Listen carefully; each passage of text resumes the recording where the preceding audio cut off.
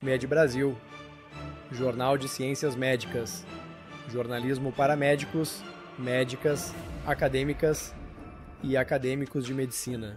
Especialização médica pode triplicar a remuneração? Impacto da pós-graduação em especialidades médicas. Um médico ou médica formado no Brasil, atuando como generalista, recebe em média entre R$ 7.000 a R$ 15.000 por mês, segundo estudos recentes. Um passo natural na carreira pode ser a especialização via residência médica ou curso de pós-graduação. Mas até que ponto isso influencia os ganhos? Dados da pesquisa revelam que a pós-graduação médica proporciona aumento de renda de aproximadamente 100% em relação ao profissional generalista. O salto para 3 vezes mais, quando isso ocorre, o titular de uma pós-graduação não tem garantia de triplicação salarial, mas há cenários em que isso é realidade.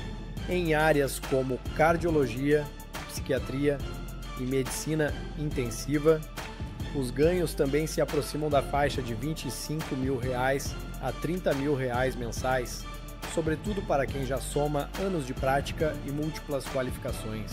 Essa diferença faz com que, dependendo da especialidade, experiência e região de atuação, especialmente em centros urbanos, como São Paulo e Rio de Janeiro, a remuneração possa sim triplicar ou ultrapassar 3 vezes o valor de um generalista. Os fatores que influenciam os ganhos médicos. Tipo de especialidade. Quanto maior a complexidade técnica, como nos casos de neurocirurgia, cirurgia plástica ou ortopedia, maior tende a ser a remuneração. Especialidades com plantões, cirurgias ou procedimentos de alto valor agregam mais ganhos. Formação acadêmica e tempo de atuação. Médicos com mais de uma especialização ou pós-graduação continuada, que somam 10, 20 ou até 30 anos de atuação, podem alcançar rendimentos na faixa dos R$ 40.000 a R$ 45.000 mensais. Mercado e modelo empregatício. Atuação em rede privada, clínicas especializadas ou plantões autônomos pode elevar a renda, enquanto médicos concursados ou residentes ou com pós-graduação podem ter ganhos mais estáveis, mas geralmente inferiores à remuneração de mercado privado. Região geográfica. Em capitais como São Paulo, pós-graduado pode ter salário bruto anual estimado em R$ 340.000, média de R$ 28.000 por mês, enquanto média nacional gira em torno de R$ 321.000 ao ano, cerca de R$ 26.700 por mês. Cenários que favorecem a triplicação da renda. Para que um médico especializado mais que triplique sua remuneração, normalmente devem ocorrer formação em uma especialidade altamente valorizada, neurocirurgia, cirurgia plástica, cardiologia, intensivista, atuação autônoma em consultórios ou hospitais privados com carga horária adequada e valorização do mercado. Combinação de múltiplas qualificações, residência, pós-graduação, cursos de atualização, inserção em grande centro urbano ou local, com alta demanda e menor oferta profissional. Conclusão: a especialização médica, seja por meio de residência ou pós-graduação, eleva significativamente a remuneração e amplia oportunidades de mercado. Em especialidades de elevada complexidade, combinadas a anos de experiência e atuação em centros privados, médicos e médicas podem sim alcançar ganhos 3 vezes superiores aos de um generalista iniciante. Porém, essa condição depende de fatores concretos. Não é uma regra geral, mas uma combinação estratégica de escolha de especialidade, formação continuada e performance no mercado.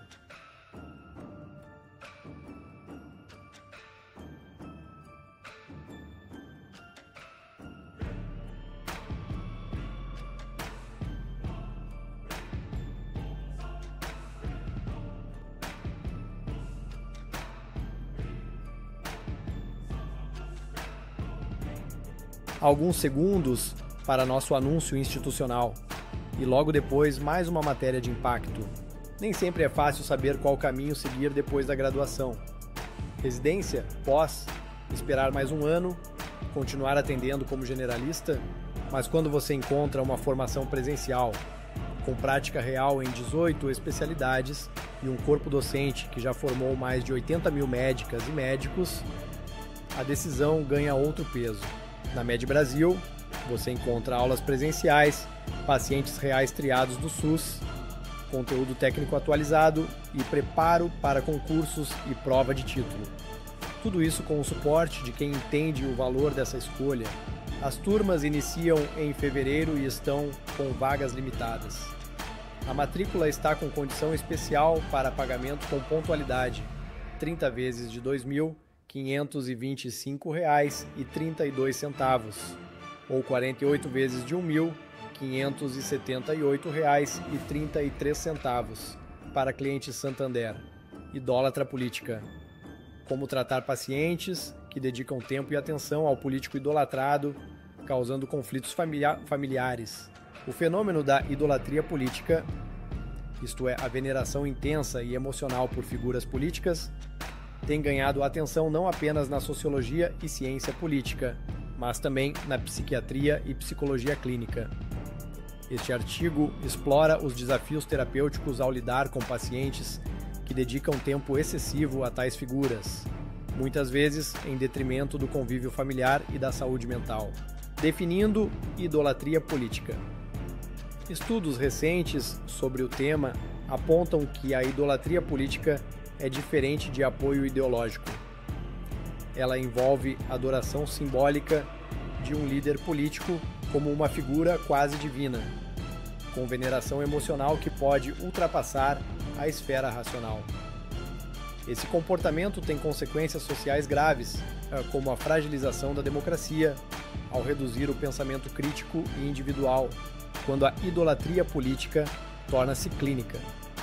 Embora a idolatria política não seja classificada como transtorno mental, certos casos podem demandar atenção clínica se houver comprometimento funcional, o paciente abandona atividades profissionais, familiares ou sociais.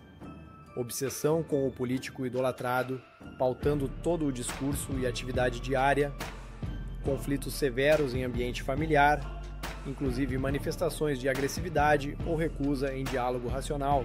Este padrão se aproxima de quadros como transtorno obsessivo-compulsivo, transtorno delirante com temática política ou formas de dependência emocional patológica, especialmente se houver perda de contato com a realidade perceptiva.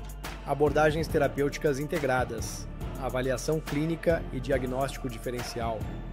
A avaliação inicial deve excluir condições psicóticas, delirantes ou transtornos de personalidade.